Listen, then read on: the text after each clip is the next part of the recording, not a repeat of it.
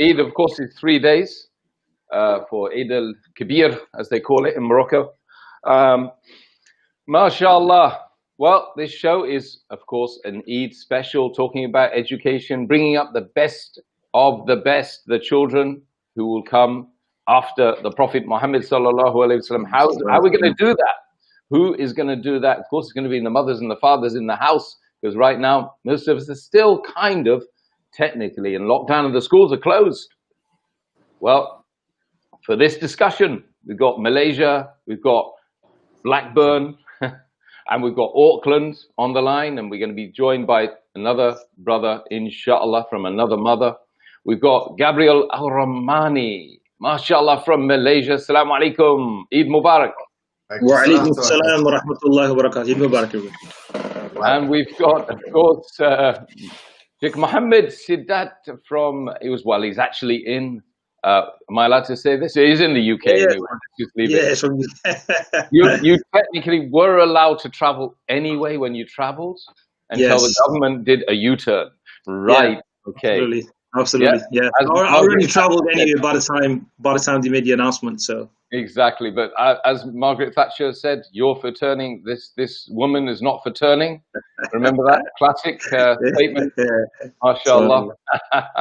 And then, of course, Auckland, Mohammed Thompson. Thomas. Assalamualaikum. Eid Mubarak. How was your Eid? How was your Eid today?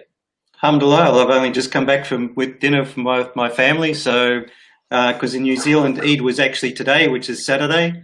Alhamdulillah, by the blessings of Allah, New Zealand, basically we're back to pretty much normal in those terms. We prayed at the mosque. We can travel around, visit family as if there's, no different really.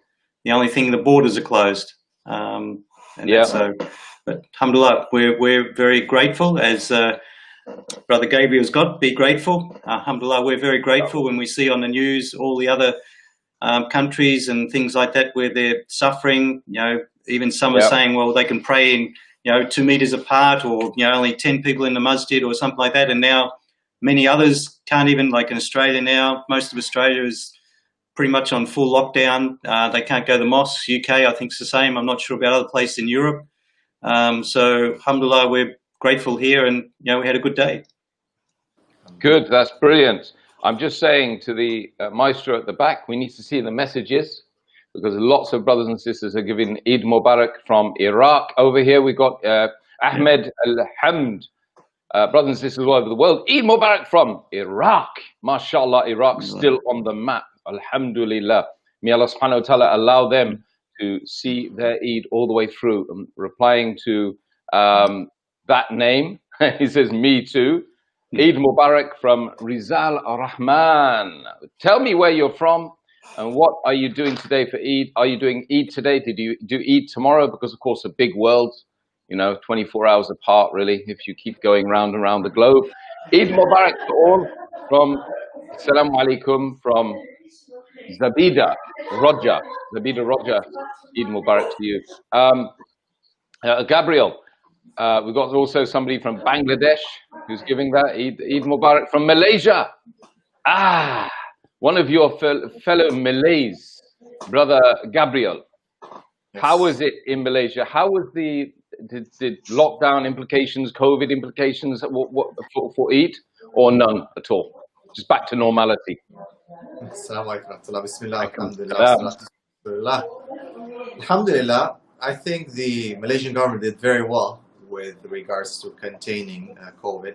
MashaAllah, I think Malaysians by nature are very, they follow procedures and SOPs very well, MashaAllah. And I think MashaAllah. Culture, yeah, so I think it was a blessing. However, for Eid, the foreigners were not allowed to join the Eid prayer in the mosques. Okay. So we had to endure that, and same for last Eid as well. However, we can pray the normal prayers in the mosque, following the SOP, wearing the mask, and having your own prayer mat and 1 meter social distancing. I've been turned around. I'll be turned away from one mosque so far only. So alhamdulillah. Okay. Is that on what basis is that? Do you think that's something you should go into, or just keep it really chilled out for Eid? Yeah, I think it's just. Let's just keep it really chilled out. Yeah. May Allah subhanahu wa ta'ala allow us to be an ummah that's united by one tawheed of Allah subhanahu wa ta'ala, the worship Allah subhanahu wa ta'ala. And we've got Eid Mubarak from Gambia, from Digham Cole. MashaAllah. MashaAllah. So all people from all around the world, and the previous message were from Manchester. So Manchester's also temporarily gone into lockdown, I understand, brother. Yeah. Hasn't it? Now, how's it doing in Blackburn? Brother Mohammed. It's quiet here. Assalamu alaikum wa rahmatullahi wa barakatuh, everybody. Alhamdulillah, bismillah ar-Rahman ar-Rahim. It's pretty quiet here. Blackburn's a small town anyway, and it's very, very quiet. So, it's hardly any. I mean, I yesterday went to collect the Romani meat yesterday as well, and the roads were all empty. Everything is just, I think it's predominantly Asian Muslim town. So, alhamdulillah, I think people were adhering to the lockdown rules, considering it was all short notice, last minute as well. So including myself, I was stranded in between no man's land. So I got here and I thought, okay, the government's made an announcement 9 o'clock. So, and then the full lockdown went on at 12 o'clock. So alhamdulillah, I think we've been adhering to the rules and regulations, the government has laid down anyway. So alhamdulillah, it's been okay, alhamdulillah. Yeah. I mean, the main topic of this show, brothers and sisters, just to let you know, is about how to bring up your children.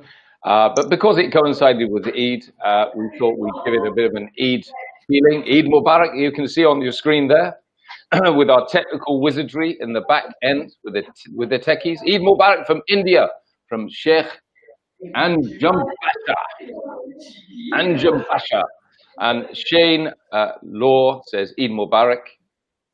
.f. I don't know what that means. Eid Mubarak from India again.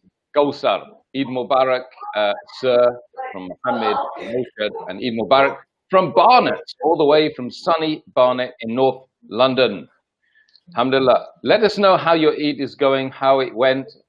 Most of us have done Eid yesterday, but technically, of course, Sheikh Gabriel, it is, of course, 3 days, isn't it?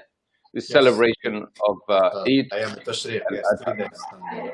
Alhamdulillah. So, what will you be doing with your children is the big question. Because I want to know, is it just me, or is it just I feel the lockdown? I don't know what to do with my kids. I mean, I spent most of my Eid in hospitals and clinics yesterday because my son had an accident on his scooter a couple of days ago. He cut his thing, and then alhamdulillah, it was still good. It was still a good Eid. We had a nice breakfast and chilled out with the family. Of course, the masajid were closed, but then they got opened at midnight. So there was no time to open them technically. Whereas Brighton Beach had over 10,000, 15,000 revelers, and there was no social distancing, and of course, nobody complained. Oh dear. Let's be fair, brothers and sisters in humanity. So what can we do? Thompson, you've just come back from a dinner, an Eid dinner. That's very unusual for you because I know you're a homeboy. You like eating home-cooked food from your wife. So how did you justify going out to a restaurant? Oh, it was catching up with the family. It's like my wife is the same. We don't normally go out for dinner. But alhamdulillah, it was an opportunity. Catch up with my son, and had a good evening. Just come back now. They're just leaving the house now because they came back here for coffee. So they're just leaving, it was just back to normal. The restaurant was pretty much normal restaurant. There's no social distancing, alhamdulillah, in the restaurant. It's for us here, apart from what you see and hear on the news, it's back to normal. Alhamdulillah. In New Zealand they did it hard. They took the hard stance early. We went down to full lockdown for about 6-8 weeks, which was just like total. And I think it chopped it off at the neck. And alhamdulillah, since then we've been pretty well free of infections. Well, there's an old statement that my father used to use, and he was an Irish builder. He used to say, the government here couldn't organize a PP up in a brewery. Or they couldn't organize they use the term PU. piss up in a brewery. Yeah. Yes, Yeah. PU, the brewery. And that's what we've employed over here in Britain with Boris Johnson. Alhamdulillah. Well, guys, it really, really is a funny world that we live in, isn't it? Eid Mubarak from Wadood, Gabriel. So, what were you doing with your children? What have you been doing with your children? What would you plan to do with them for the next couple of days? Well, alhamdulillah, as I said, we're blessed to have quite a normal environment right now in Malaysia. So I took him to the bird park yesterday, which was really nice. MashaAllah, they were able to feed birds. Yeah, there was a lot of peacocks, a lot of flamingos. It's very beautiful. It's like in the middle of the city. And it was just a nice educational experience because we could look at different species of birds. And it was really, really interacting. MashaAllah. So we did that. Yeah, then we went, had some food, some dinner. And this afternoon we went and visited one of my colleagues, the vice principal of our school. Mm-hmm. And tonight we're gonna go on ice skate. There's an ice skate. Wow. Yeah. Okay, that's fantastic. And just in between what we're gonna hear from brothers, we've had Eid Mubarak from Kashmir. We've had Eid Mubarak from Australia, brother Osama. Eid Mubarak, well, that message came and went too quickly. There it is, it's back again. They're listening in the back, that's good. From occupied Kashmir, may Allah subhanahu wa ta'ala accept our deed. Ameen. Ameen. Ameen. And then may Allah subhanahu wa ta'ala, God's peace, mercy and blessings be upon you all. Eid, happy Eid New Year. And that's from Kitab, I don't know where from. And Eid Mubarak from everyone around the world, the Muslim world, from India. Right, so Mohammed, that sounds really cool what Gabriel's been doing with his children. Very inventive, talking about how he can go out and look at nature and use this as to get the family together and learn about the nature of Allah subhanahu wa ta'ala. What a great thing. What's your plans and what did you do yesterday, apart from looking after your parents? Yeah. I'm asking Mohammed. Mohammed, can you hear me? Is that myself or Mohammed? Yes, I think Sorry, myself. Mohammed's not here. He's not here. There's only one Sheikh Mohammed Sidat. Absolutely. Yeah, I think mine was quite good, alhamdulillah. I mean, I spent it with my parents, my siblings. I don't get to see them very well. I live about 160 miles away, so I only get to see them once, maybe twice, maybe 3 times a year. So it's been quite difficult because I hadn't seen them for about 5 months.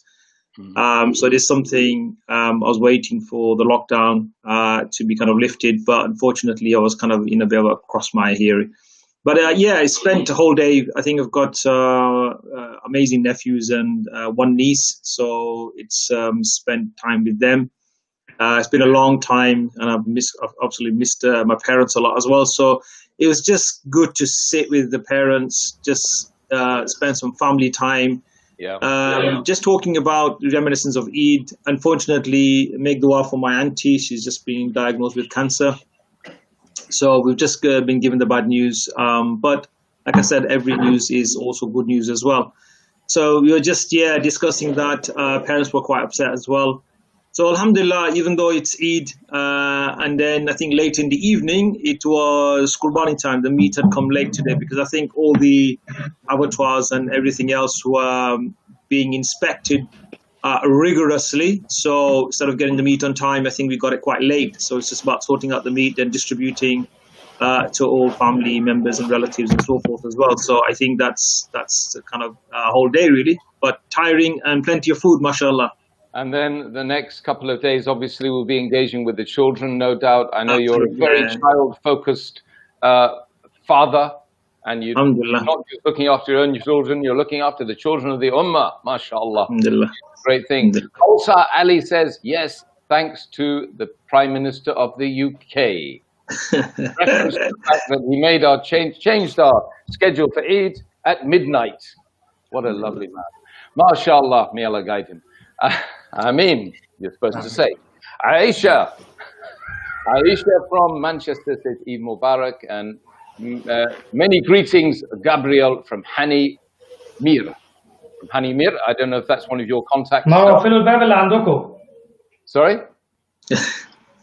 What was that? He's talking to his family. Oh, okay. Is that Mohammed? We've got Mohammed Hussam. Mohammed Hussam, Salaam alaikum, Eid Mubarak.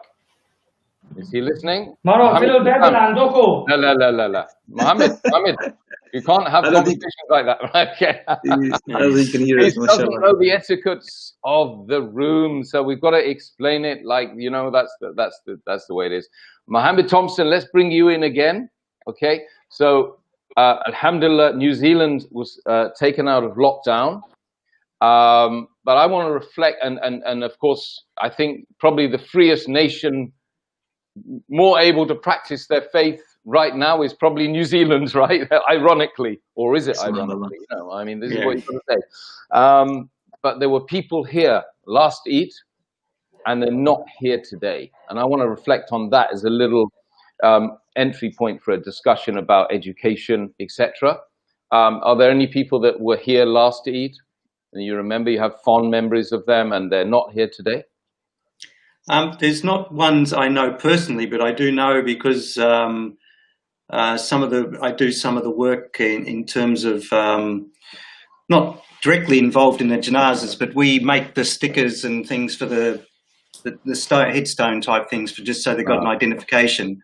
So they, you know, just by the ones we've had, like we just did 4 or 5 just yesterday, and a couple more, you know, in the last few weeks and things like that. So just from that, I know, I don't know personally, but I know that there's people within our community who were at the last Eid, you know, only in the Ramadan, and they didn't get to see this Eid. And this is just something that we just, you know, from that, we just never know, you know, one day to the next, whether we're going to be here for you know, either tomorrow, let alone the next Eid or the next Ramadan or things like that. So we have to be, you know, like at the back of Gabriel, Sheikh Gabriel, be grateful, be thankful for whatever hours, minutes, days we get on this earth, and we have to make the most of that with not just what we do, but if we've got dependents, children, community, to you know, give them some, you know, lessons and things like that on how they should do things, and every time we do that, we're telling ourselves first, of course. Inshallah. Yeah, Jazakallah khair. Very, very good points, and I'm sure there's many things that we wish we could have done with those people who passed away last, you know, in between last Eid and this Eid, and we regret it. So I'm gonna, I want to ask Gabriel. I know that you had your beloved brother who was in Dubai that unfortunately passed away, and he was an exceptional man, wasn't he? So, you know, what's the thinking about it? I mean, do you reflect on him? I know he hadn't accepted Islam, but you were working on him, weren't you? Yeah, I was working on him. I actually have his phone in my hand. Subhanallah. That's him right there. Yeah. Yeah. Yeah, he was a good man, but sadly he passed away as a non-Muslim, subhanAllah. Yeah. And he passed away on December the 2nd, 2019. So that's just so it was. I've worked on him for 17 years. Right. Yeah, my mother, who also became Muslim 15 years ago, she also worked on him 15 years. So 2 of us together would be working on him. But sadly, he moved to the Middle East, and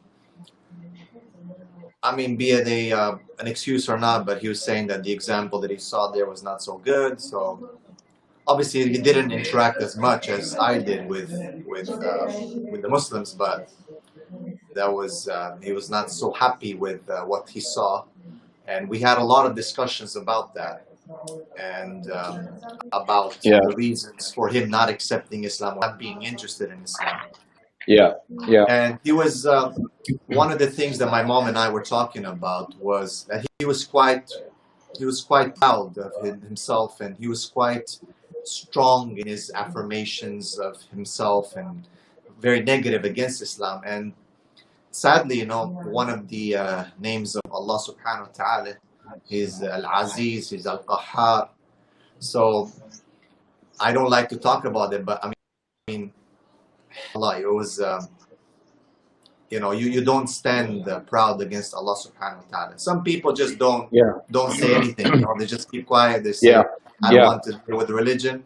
But some people are just very forthcoming, very strong in attacking Islam or God, you know, Allah subhanahu wa ta'ala. So it was very difficult for my mom and I to hear that over the past 15, 17 years. And while we're very upset and sad and hurt, I think we're just accepting the qadr of Allah subhanahu wa ta'ala, and it is what it is. A lot of times you have people who question Allah as to why this member of family passed away, or why children pass away, or why innocent people pass away. And usually it comes around that as a question of Allah's you know, greatness, or of Allah's mercy, of Allah's goodness, right? And I tell them, you know, this is Allah subhanahu wa ta'ala has his decision, and he is the owner of every single created being in this world. Every single thing. The black ant under a black rock in a jungle is accounted for by Allah subhanahu wa ta'ala, you know? And, you know, no one can change that. Allah subhanahu wa ta'ala will have the appointed term for every living soul. And a lot of people don't like to think about that. But when something like that happens and we lose one of our beloved ones, I think a lot of us wake up and we're kind of like, wow, you know, I could be next. And maybe next Eid I will not be here, right? And that's a realization that should humble you, not make you arrogant. And that's the lesson that many people don't take. But was there any changes towards the end? Because I understand it suddenly happened. I mean, it really, really suddenly happened. Yeah, it was very sudden. It was very sudden. He basically went in with a flu. Some said it might have been COVID. I don't know, because it was in December. He went in with the flu, but they discovered that because he was extensive use of steroids, which is another thing that our youth are so involved in today, so aware of their muscles, and it all goes, of course, with the media and, you know, that type of it's an inferiority complex that's pushed on because of the movies and propaganda of the media. So a lot of our youth are involved in this, very self-aware of their image and of, you know, lack of confidence and whatnot. So they turn to steroids. So he was one of them. He was a fitness trainer, but he was using steroids for a long time. And because his heart was weak due to the usage of steroids, his body, his natural body, could have not recovered. And the doctor said if he was healthy, he could have recovered, no problem. But he just couldn't come out of it. So in terms of his faith, though, towards the end, I mean, I talked to some of his friends who are working with him, some of the Muslims, and they said that he was always asking questions about him, and he was always, and interestingly enough, I talked some details. The same thing that he would be asking me was cross-referencing with other people. Right. SubhanAllah, you know, I mean, it is what it is. I can't say more than that. Yeah, inshallah.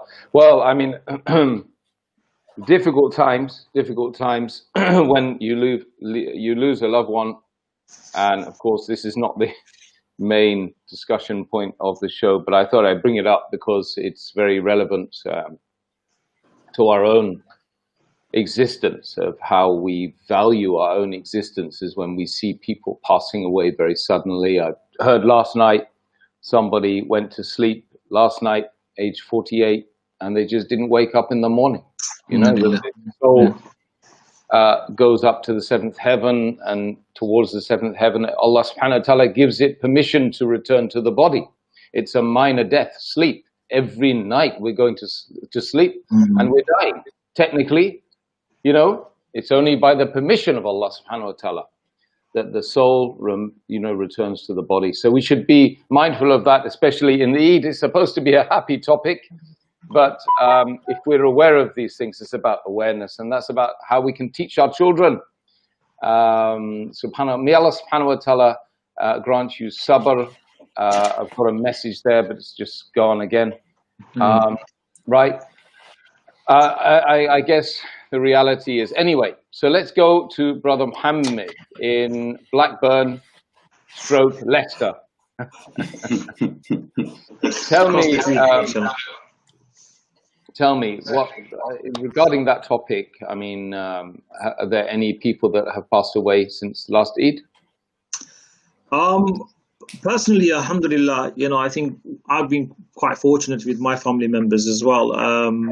But I've known people like my brother-in-law's father-in-law passed away and brother passed away within a week.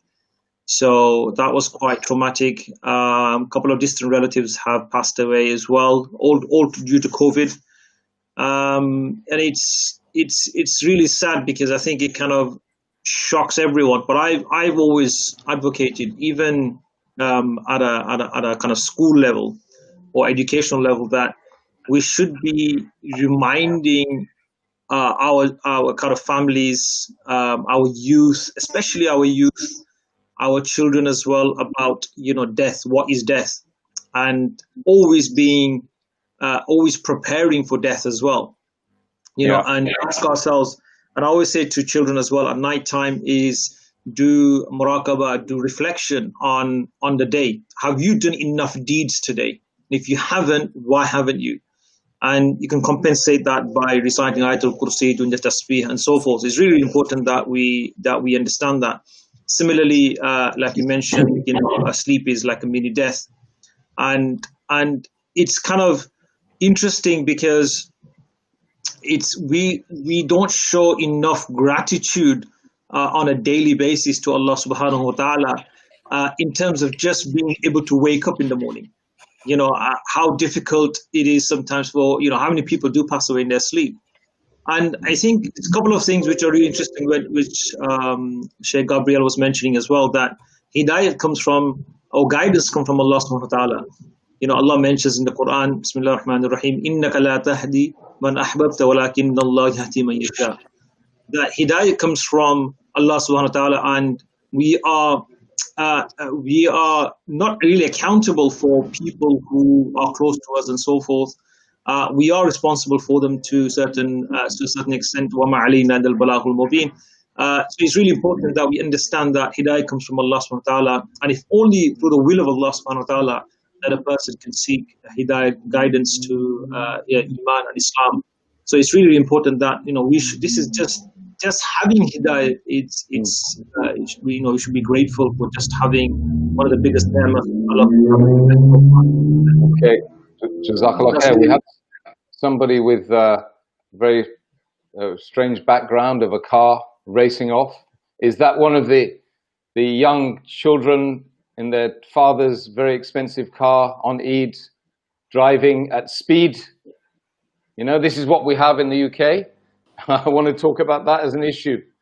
Yeah, that's been a pandemic. I mean, that's just talking about pandemics. That's been a pandemic in our youth for decades. I think it's calmed down slightly, but like for example, in Manchester on Winslow Road, for example, you would see the youth hiring out cars with flags of certain countries and just going up and down the Curry Mile, the Golden Mile. And unfortunately, they associate hiring cars and kind of and that's nothing to do with Eid. There's absolutely nothing to do with Eid. And in fact, what is the purpose of Eid? And we need to understand. I think this is something we need to instill in our children from a very young age. The purpose of Eid is in the remembrance of Ibrahim alayhi salatu wasalam's sacrifice, Allah subhanahu wa ta'ala commanded Ibrahim alayhi salatu wasalam to sacrifice his own son.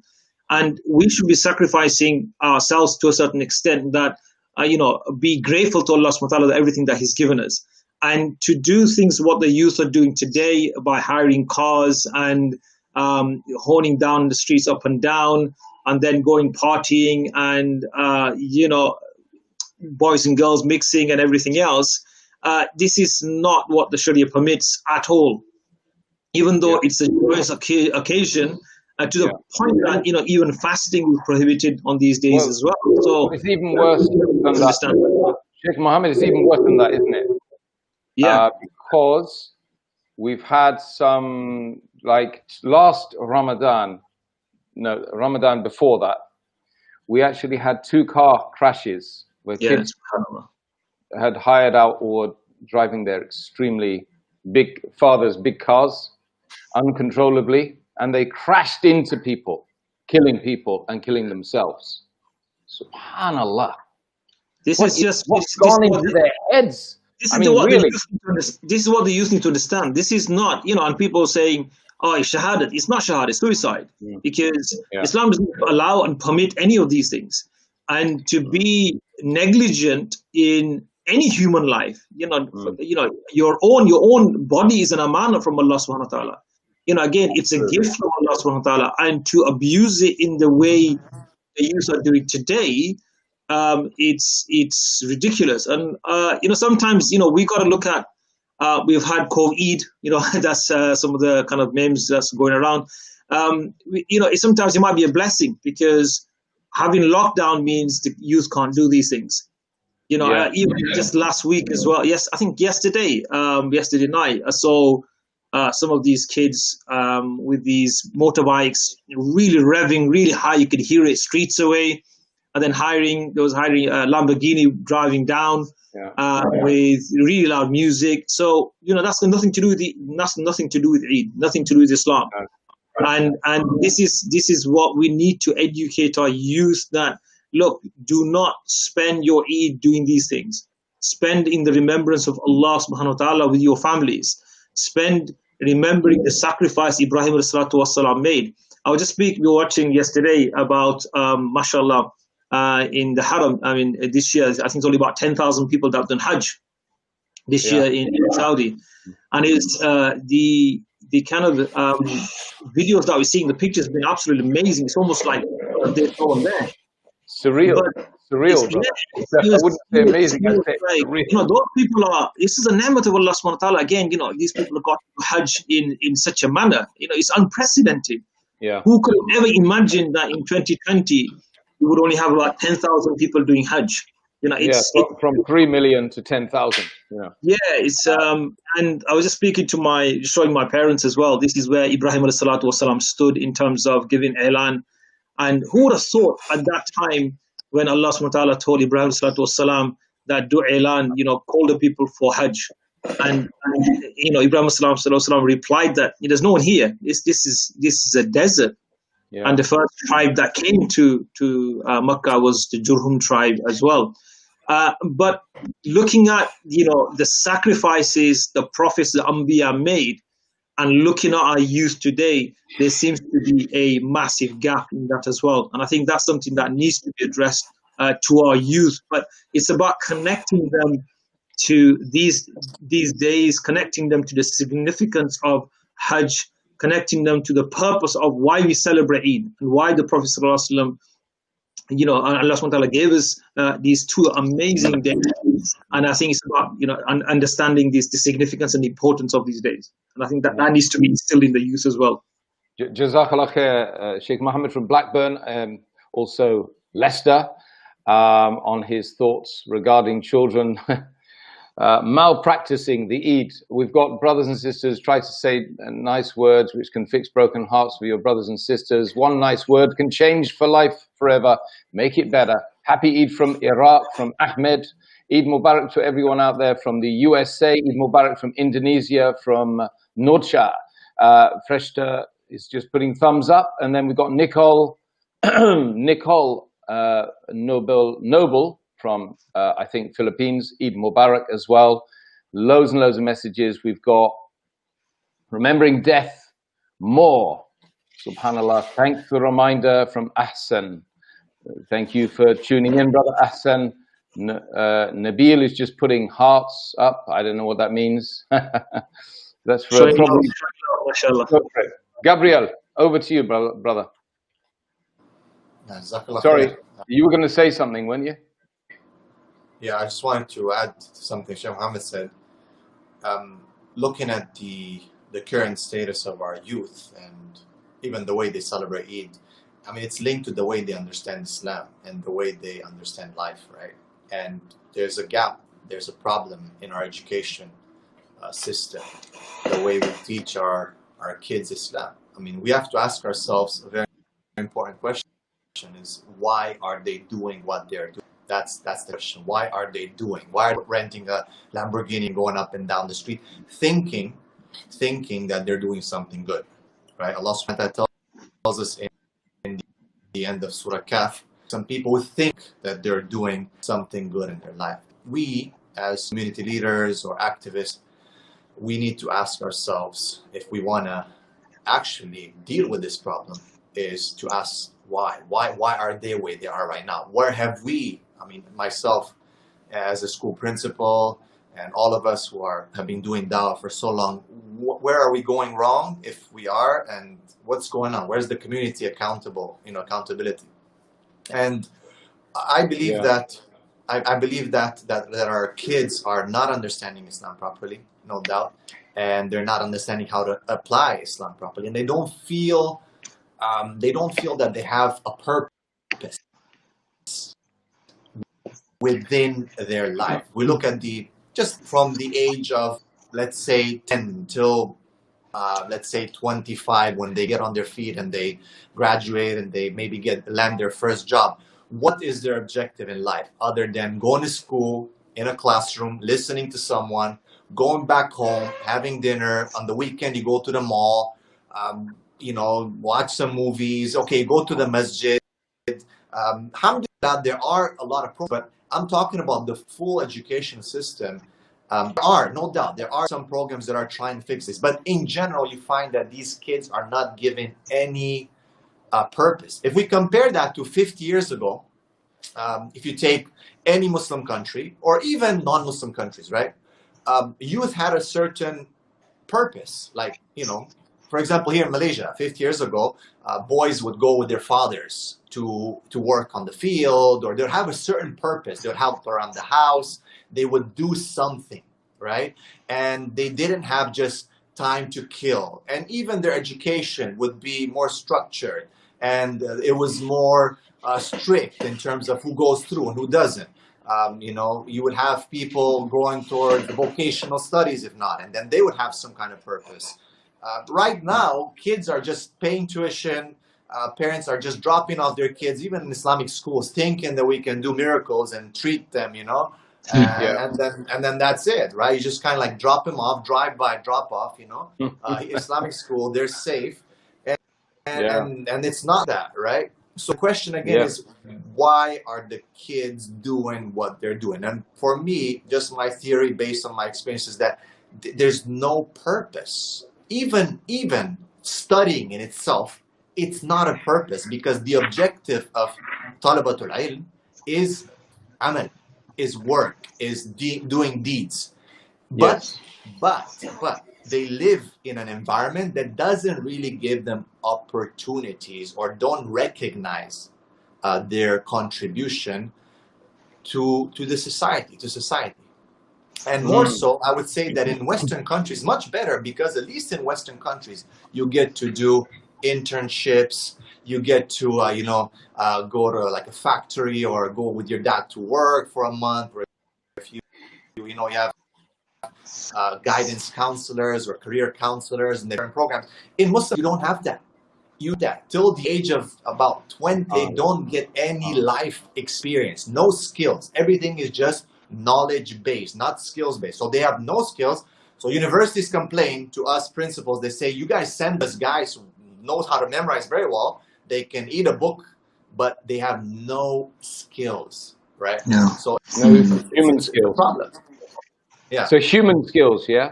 I mean, to use a sort of sum up the situation, we've kind of burger franchised our education system, and we're feeding it, spoon feeding it, getting other people to spoon feed it to our children. Is there any wonder why they're taking Lamborghinis at the age of 18, 19? I don't know how they're managing to get the money for that, because it must be at least £500 a day to rent one of those, for example, and they're driving at speed. It's simple, right? The parents say, here, take some money and keep quiet. Yeah. Go get lost. Give me a break, right? Yeah. Or here's an iPad, or here's a phone, or here's something, right? To just like give me a break, right? So it's an issue. It's an issue. And of course, because we are going against us as Muslims, we can talk about two things. We can talk about us as Muslims, and then we can talk us as humans, because we're failing on both levels. Even us as Muslims, we're not doing so good when it goes to be against the overwhelming attention that they're getting from social media. You got, of course, a Lamborghini concept, right? You recognize it from video clips and from songs, and people blinging and driving around with their dubs and all that. So the kids are seeing this. What is this? This is education. It is basically you're being conditioned to believe that this is some kind of a right action to copy and to imitate, and that somehow this is going to get you what is it? We're going to go again and address the one acceptance. They want to be recognized. They want to be loved. They want to be understood. They want to be, oh, look at him, right? They're recognized with what? With superficial things, not with their achievements, not with their actions, but recognized with superficial things. So they go and get around Lamborghini. They go up and down the street. They show off, and it's an act of arrogance, of course. Number one, a lot of times it gets them in trouble. So it's definitely something that we are up against as Muslims, and right now we're not doing that well. There are some projects, alhamdulillah. I'm sure some of you will say we have a good project here, a good project there, and we have to recognize that. Yeah. But I believe that we need to do more, because overwhelming what we see is that we are not in the first position right now as Muslims. No, I think the question is, are we actually educating our children? Are we leaving the education to the mainstream society, prevailing consensus out there of how you should bring a child up, and what is the purpose of a child, So the question is, my brothers and we've got lots and lots of really incredible contributions, but I can't see all the messages on the chat over here, but I'm trying to read them. So I think in terms of education, children of the youth, it's really useful to organize trips to places where historical incidents happened. Last year, we performed our Hajj. Alhamdulillah, they were allowed to. And there are approximately 8 to 10 youngsters ranging from 13 to 19 years of age in our group, and studying and visiting the experiences along with us. Incredible beneficial things that happened, because we visited those sites and we discussed the issues that impacted those areas from an Islamic perspective. That's from Shabnam Kulsum. May Allah subhanahu wa ta'ala allow us to do a lot more of that. We can talk about that. Also, replying to Elisa Parker, there are many youth activities going on in Madrasa. Have you looked at them? Well, I haven't seen many of them. I can tell you that. And all it is parrot fashion, learning the Quran, making the children actually loathe the Quran, because it becomes a chore, not a beautiful, beneficial thing where you're explaining the Quran, where you're trying to explain the Quran and try and implement the Quran. Isn't that right, Brother Mohammed? Isn't that what we find in majority of the madrasa systems up and down the world? Brother Sheikh Mohammed? Yeah, absolutely. Assalamu alaikum.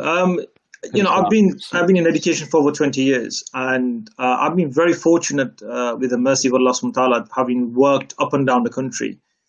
And I'll just give an example. When I used to, this is going back nearly 2003 to 2007, when I was working at an Islamic grammar school in Manchester. And it was interesting, to say the least, that the mentality or the psychology of children is all instant gratification. It's all about, yes, I want to be a YouTube star, I want to Instagram influencers. And you're seeing the massive impact that's having on our youth today.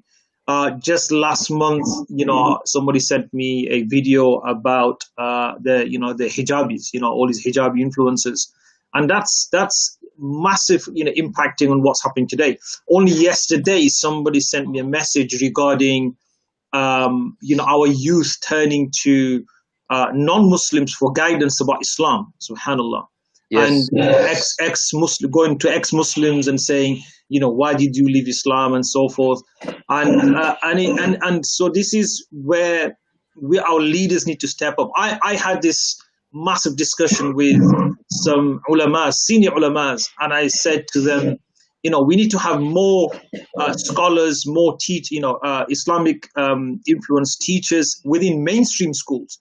Like in the UK here, we have 97% of our Muslim kids going to state schools.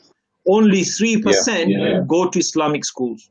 Yeah. And I personally, most of them are Islamic schools, they're Muslim schools. So 97% of our children are going to state schools. Who's looking after those? Yeah. And that's a huge issue because, the school in Manchester, for example, I used to speak to them about critical issues, things like about marriage, for my GCSE students. They needed to know what is permissible, what's not permissible, and who's discussing that with them. If ulamas are not going into state schools as teachers, they're going to be looking at teachers who have no knowledge about deen, never mind Islam. And I'll give you a classic example. When I was a head teacher in London, we had an interfaith project with my school, which was a predominantly Islamic girls' school. And we had a Jewish school and we had a Christian school. And mashallah, I transformed that school within 18 months from where it was, just inadequate, adequate to good to outstanding. And some of the dialogues that we had with the interfaith project with the Jewish schools and the Christian schools, we noticed that the Jewish students and the Christian ethos-based students had better discipline, better manners, and more in tune with their deen. Mohammed, can I just interject there? Is it true that a lot of the children that get sent to these Islamic schools, those are the children that rebelled against the state system, and therefore it's not a good indication of looking at those schools? Maybe it's something to do with the fact that they're on the rebound. They failed in the state school. There's two things here. I mean, I studied from traditional Dar Ulum in Bury here in the UK. And this is going back nearly 30 years ago, when I first entered Dar Ulum. And back in those days, parents, children who were, I'm going to use the word not so clever because I want to kind of be lenient on these people. Students that not very clever, were not going to have academic prowess. They're not going to get the GCSE grades or O-level grades in those times, or degrees or universities. And those who are rebellious, those who are misbehaving, send them to Dar Ulums. Automatically, like Dar Ulums and the madrasas have a magic wand where they'll turn these children into angels. So what you're now seeing is the majority of the students that are being sent to these Islamic institutions, Islamic schools, madrasas, and so forth, you are not sending the cream of the crop, the most intelligent students to these organizations. So what's happening is, after 5, 6, 7 years, you are producing children who are not academically gifted or with the high intellect and IQ becoming leaders of tomorrow. So therefore, we are seeing this impact in our communities where, we have, some imams, we have mudarrisin, we have principals of madrasas and Islamic schools and so forth, without really the high-level performance, the intellect, the aptitude, and that's filtering down. I give an example. I went to a local madrasa in Leicester, and the amount of safeguarding issues, forget everything else, just safeguarding issues, I felt for the children. I felt for these children, and I wanted to intervene as an academic, as a professional, as an exec head.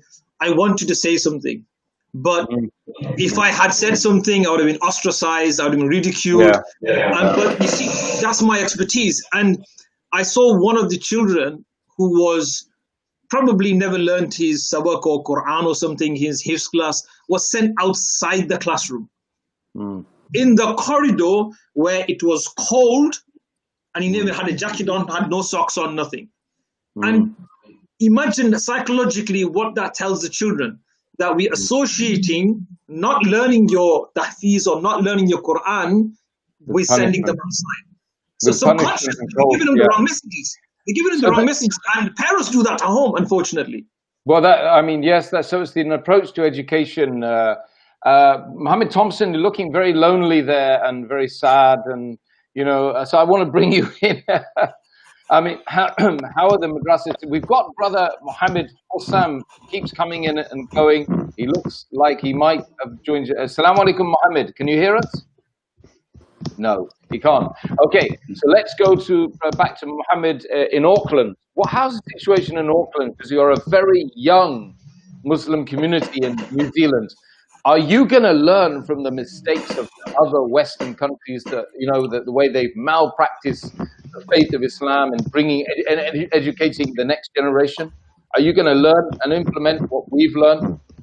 Well, I would like to say yes, but from seeing from when my children were at school, they're not now, alhamdulillah, it doesn't seem to be they've learned. They've imported some of the teachers from overseas, weren't educated here so much, running the madrasas. Like what you're saying, Sheikh Mohammed was saying, the ones that go to these sort of schools seem to be the ones that couldn't make it in medicine, engineering or something like that. I hope I'm not doing a disservice to those good teachers out there, but from some of the ones I've seen in the past, I don't know now because my children now left the teaching area. So, but in the past, it was just like cane and stick and fear and things like that. If you don't get it right, if you don't say this exactly the way they're saying it is, and if you don't call the azan the way that they say it is, and things like that, which might have been one madhab way of doing it, and they don't accept any other one, and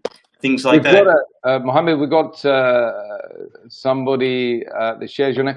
Eid Mubarak. Unfortunately, there is sometimes nepotism within the Islamic schools here in New Zealand. Many converts have. I haven't seen the rest of that. But anyway. Yes, Sheikh, it's quite correct there. Don't need to go too much further because it's a small town here in Auckland. So those who are here would know that school, because there's not many Islamic schools here. In Auckland, there's probably just 2, maybe 3. Okay. Right. Mohammed Hussam. Assalamu alaikum. Mohammed Hussam, turn your mic on, brother. Mohammed Hussam. Calling Orson. Sorry, you wouldn't understand that if you weren't from our generation. Yes. Gabriel, let's go back to Gabriel in Malaysia. We've got Malaysia. Oh, somebody's making a call. Someone's making a call. Is that for us? Okay, Gabriel, go. So, what do you think about this discussion so far, and what's your addition to this?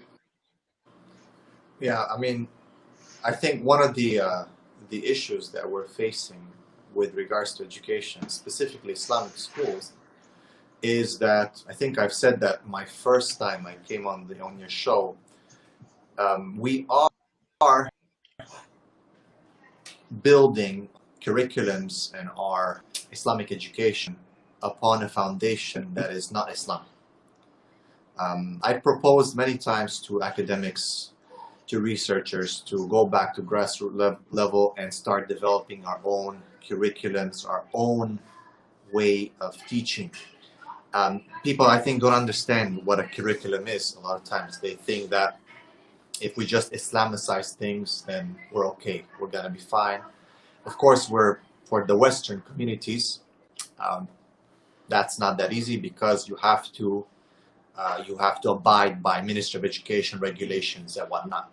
But I think this kind of revival should come from Muslim countries where the governments are Muslim, okay, and where researchers and scholars have to build tanks that can look into the prophetic way of teaching. And that's what we believe, right? I mean, we believe that he is the best teacher, Muhammad sallallahu alaihi wasallam. Hence, solutions, okay? He has the solutions. I mean, with all due respect to all the educators from the different curriculums, different school boards, different, different countries, our educational systems, the Western education systems, have not been able to solve the problems that we are facing today. I would say it's getting worse. It's getting worse. It is. Yeah. I have to deal with... In UK, I can tell you that is definitely the case. We've got children stabbing teachers now. Yeah, let's look at just behavior, right? Behavior. Yeah. Behavior is getting worse. School shootings, school violence. Again, why? Why is it happening? Because kids don't know how to deal with. We don't teach them how to deal with conflict, how to deal with emotions. We have understand education is not just book education. You have to have spiritual education, emotional education, right? There's all types of education. So our kids don't know how to deal with that, don't know how to deal with anger, with conflict. Another thing is, as I said, so we need to go back, even academically speaking, right? Right now we find that more and more students are getting through the system, graduating. Yes, so much malpractice in medicine, in many fields, right? Why? Because the system is not filtering, the top of the top, the best of the best. They're just not doing that. They're failing at that. People are getting through. We're teaching, there's education that is just teaching to the test, is all assessment driven. Kids are getting better. Tutors teaching to the test. Everyone's getting a tutor. How to get A's on your IGCSEs. How to figure out the questions that past papers and find patterns. And this is how people are learning today. So you learn how Okay, to. so sorry, Gabriel, and to sum up what you think the answers are then, because I mean the thing is we've got to give some solutions to these parents out there.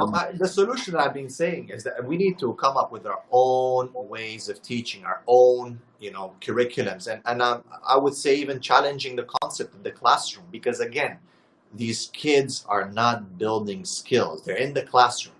Project-based learning would be something that is the closest to that, but people are making mistakes in having a project and a presentation. No, you got to identify project-based learning. I'm just giving you an example, right? Project-based learning gives you a purpose in what you're studying. So you identify a problem within your community or in the world, and you try to apply knowledge and whatever you're learning and skills to solve that problem while taking certain things within the curriculum, right?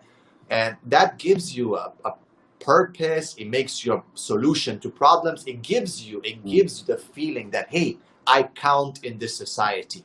Yes, I might be 12, 13, 14, 15, but people value my opinion. People value my contribution.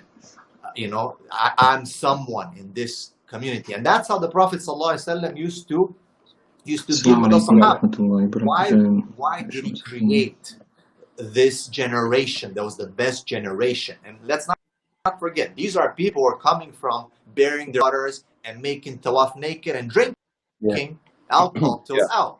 So how come? What was the effectiveness of that type of approach and tarbiyah and curriculum that could change them over a decade or two to make not only leaders, but have manners? But they were sorry, talking of adab and manners, I'm going to interrupt you, which is very bad adab, but there was the halaqat al-ilm formed in the masjid of Rasulullah sallallahu alaihi wasallam. And of course we know that we have, so there is a form of a classroom, but what differs in that classroom and the classroom we see today? There was, but when we look at the overwhelming ahadith of the Prophet ﷺ, when we read the ahadith, we will find usually that he is on the battlefield. He is walking with Abu Bakr or Omar. He is and traveling. Ibn Abbas is on the back of his ride. He's teaching him Aqidah, right? There's all these. There's a lot of context to what they're learning. There's just a lot of context to what they're learning. Hence, it really sank deep in them, and it influenced their behavior, and it caused a change. And these guys, these Sahaba radiallahu anhum ajma'in, became now these giants, bravery. They're brave. Okay, they stood for justice, and they traveled. They were leaders. They dealt with conflict. They had conflict. Let's not shy away from that, right? And which is every day in our life we're dealing with conflict. They're family. They're family people. They're family people. They had to survive while they're studying. They had to also do business and make sure that they survive. Let's not forget, right? So there's a bunch of skills that were developed into these men, and some of them were quite young. You have Abdullah ibn Umar, Abdullah ibn Abbas, Abdurrahman ibn Auf, all these Sahaba. They're quite young. They were young. A lot of times when we think of Sahaba, we think of very, very old men. That's not correct. There was a lot of young men who were developed. And again, there was a context to everything they were learning, which I believe is lacking. And young women as well around the Prophet Muhammad ﷺ, the mothers and young of women, the believers. which is another thing that, you know, when you look at today's educational model, see, the Prophet ﷺ, when he was giving tarbiyah, he was giving specific attention to the women and specific attention to the men.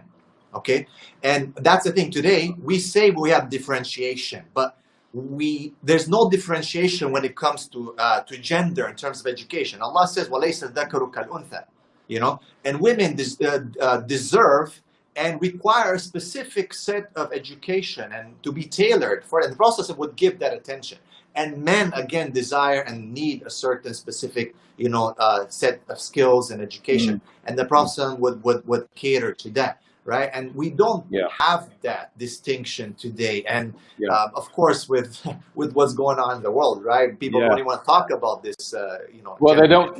Are they probably not allowed to even mention these things? But the thing is, of course, there's a context to all information in the world. And so, for example, New Zealand, this is a New Zealand platform. We respect New Zealand enormously.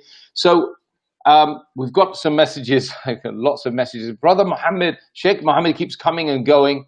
And Brother Mohammed, the other teacher from New Zealand, keeps coming and going. We're playing musical videos without, Nashidi videos or something at the moment. I keep seeing videos and people changing places. I'd like to say, so Ali Abu Bakr says, MashaAllah. Farjana says, MashaAllah, pray for us. You have to pray for yourself as well. Eid Mubarak from Arifa Begum, replying to Shabnam Kulthum, Alhamdulillah. At the end, families will be the greatest weapon to believe, to bring up the children to the right path. Is that correct? Let's ask Sheikh Mohammed, because he's come back. Did you travel to Leicester on your journey, Sheikh? No? He's here, but he's gone. He's gone again. I must have upset him. Eid Mubarak to you and all of your brothers and all of the brothers and sisters from Saeed. Eid Mubarak from Arifa Sultana. Lots of messages. This is great. Exactly addressing what I want to achieve with my programs from Elisa Parker. Unfortunately, the nepotism issue, we're talking about the nepotism, I can finish that comment off. Here in New Zealand, Islamic schools tend to be faced with nepotism. Many converts have pulled their students for this reason. They've pulled out their students for this reason. Actually, I should ask Gabriel about that. What impact does it have on these newly incumbent Muslims?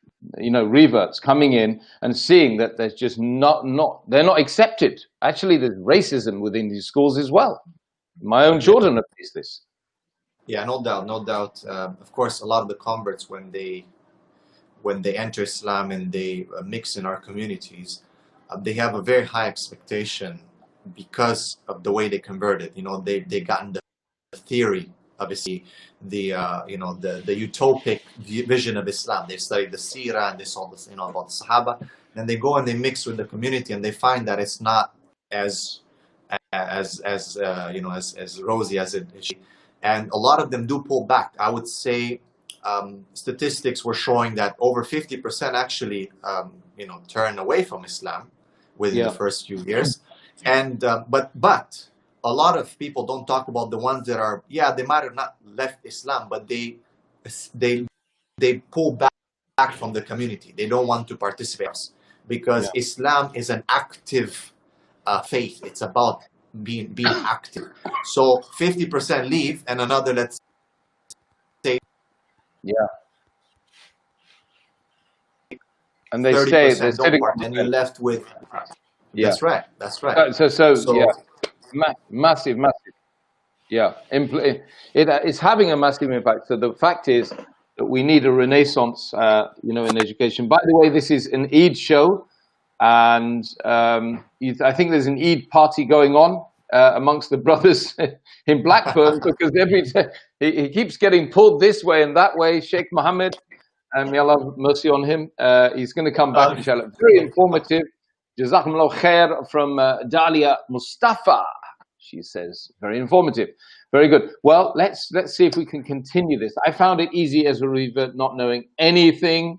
I was then shocked at how many different Muslims are, how different Muslims are, laughing out loud.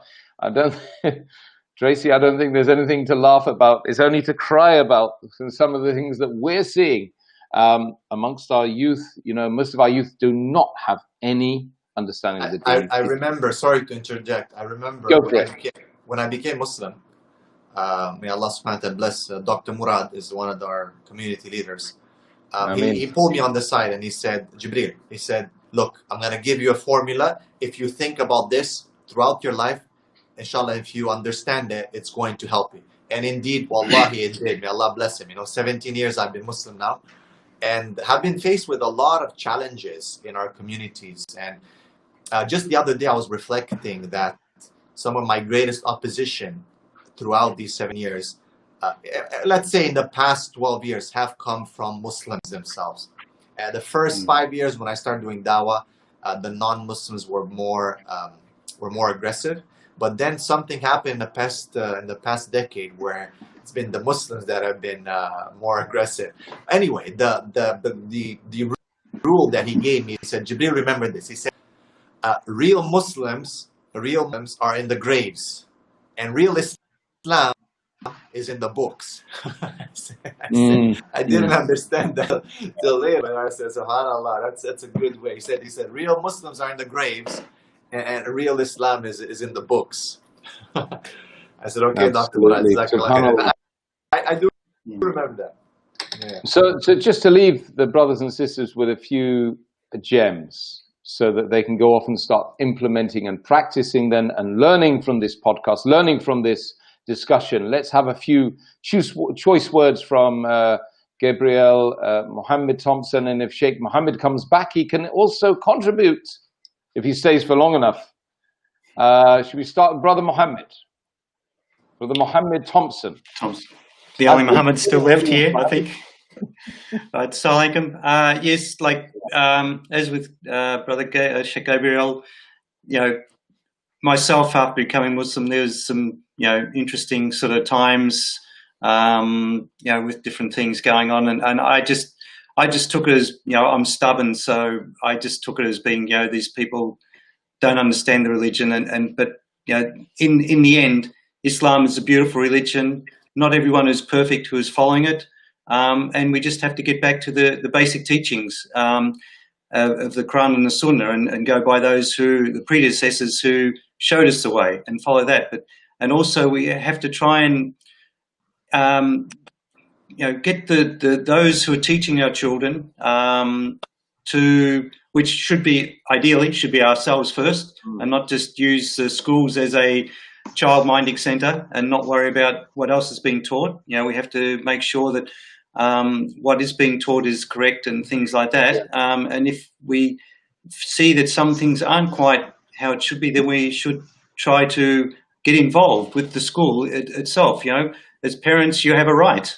You know, you can get on the boards. In New Zealand, there's boards of trustees and things like that, where you can get on there and have some influence of what's going on. And, you know, you don't really want to say don't support Muslim schools, because, you know, they're there for a reason. But also, if they're not serving, if they're just a school that's saying Muslim by name but not by action, then we need to, you know, do something better ourselves. We need to take control and take charge of the destiny of our children, because they're going to be the next leaders, and we don't want to have you know, the same things happening as may have happened in the past, where you've got, you know, things not going well because people aren't educated. And that's what we need to have: good educated people running our mosques, running our centers, running our Islamic, you know, programs and things like that, and to show society that we're not just, you know, a backward religion. We need to show that in the past we were the leaders in science and education and things like that. We need to get that back. We need to take control of that and show the way, inshallah. Assalamu alaikum. Jazakallah khair. Brother Mohammed Thompson from Auckland, closing words from, let's go to Brother Mohammed Sidat, Sheikh Mohammed Sidat, because you keep coming and going. Are you with us? Assalamu alaikum wa rahmatullahi wa barakatuh. You've had some problems with your internet, no doubt. Assalamu alaikum wa rahmatullahi wa barakatuh. Wa alaikum salam. My apologies. I can't see the screen or anything, so my apologies. Okay, Sheikh Mohammed, closing words from you. How can, just give a couple of gems of Yeah, sorry. your... I can't see anything on my side, so my apologies for not being able to communicate with you guys. Okay, I'm so sorry to hear that. Well, let's go to Gabriel. Over to you for the last sort of leaving comments, gems, wisdoms from the past. I think community leaders, teachers, principals in Islamic schools we have to approach education in a more pragmatic way. We have to be more active in putting education into a context and addressing real issues. There's an issue within Islamic schools that's quite alarming that I've discovered, is the issue of a lot of theory, a lot of self-righteousness. Because we're in Islamic school, because we're Muslims, there's a lot of self-righteousness, subhanAllah. And I think that the kids can feel that. The kids can feel that. We need to talk real talk. The Prophet ﷺ did not talk, existential type of talk with the kids. He addressed real issues straight up, address problems, no beating around the bush. And the kids are smart. They understand when you're not genuine, when you're not addressing problems, you're talking about theory only, the kids can feel it. I think we need to address more real issues. We need to, even the way we as educators and as imams or leaders talk, we have to talk in their language. The kids have to feel that we can connect to them. And this is one of the expertise of the Prophet Muhammad ﷺ. He knew how to come to the level of the person that he was speaking to.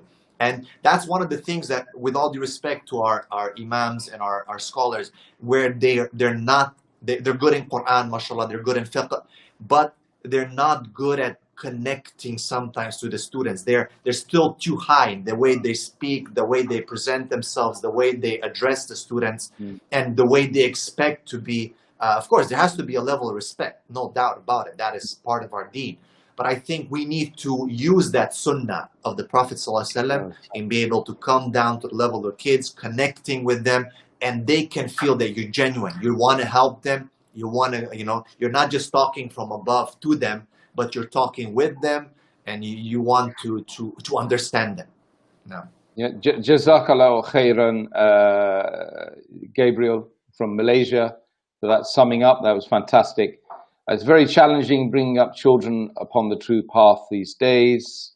That's from somebody, GB81. I don't know that. There we are. There's the thing. And Tracy Asma says, no, it was in a nice way. I thought all Muslims were the same and did the same thing. The schools of thought shocked me. Took me time to get used to that. The variations of understandings, oftentimes I got called, are you Wahhabi? I said, what's a Wahhabi? I said, I'm a Muslim. They said, no, you have to be the Wahhabi, or you have to be Brelvi, or you have to be this one or that one. I said, no, I'm a Muslim. I took Shahada. I said, Ashhadu an la ilaha illallah Muhammad Rasulullah. I testified those two incredible things, and that's what I live according to. This has been an excellent discussion. Jazakallah khair immensely to all. Yes, from Shabnam. And yes, that's why we can do this every week for a year, and we might start getting to the bottom of it. Sheikh Gabriel from Malaysia, Mohammad Thompson from Auckland. I don't know if Sheikh Mohammed from Blackburn is having problems. You know why? It's because everyone is online in Blackburn, because they're all in lockdown. That's what it is. I'm making, that's 69 more excuses for the Sheikh. Right, so my brothers and sisters, unfortunately, it looks like that's all we got time for on today's show. But tonight, I just wish that Gabriel could join us for the night show, but I know he's finding it really, for the night show. Yeah, the night show, which is 8 o'clock UK time tonight, where we're talking about difficult questions, how to answer difficult questions about Islam. We have hundreds of questions and many. I will try. Check, they're approaching us. and they're asking, these are conversations, real-line conversations they're having with their children, and they cannot answer the questions. They're very frightened. They're getting angry, aggressive maybe. They're retorting. They're throwing things around the room because they're not able to answer these questions. That's why we've got a weekly show, 8 o'clock UK time, which is some unearthly time in New Zealand, like 7 o'clock in the morning. Subhanallah. 7 a.m. just after Fajr. Yeah, after Fajr. And we've got some really good guys coming on there, Sheikh. We've seen Kempson. We've got Jemshade, brother Jemshade from Wales, myself. Mohammed Thompson might even be there himself if he can manage it. If you can join us, it'll be great. Fahad Tasleem was with us last week. We had a awesome conversation. And this week we're going to be talking a little bit about science and the Quran. So join us tonight, 8 o'clock, and we're going to be talking about some awesome issues, which is going to be very helpful to you, inshallah. Apologies from Mohammed Sidat and Mohammed Hussam, who came in and left more times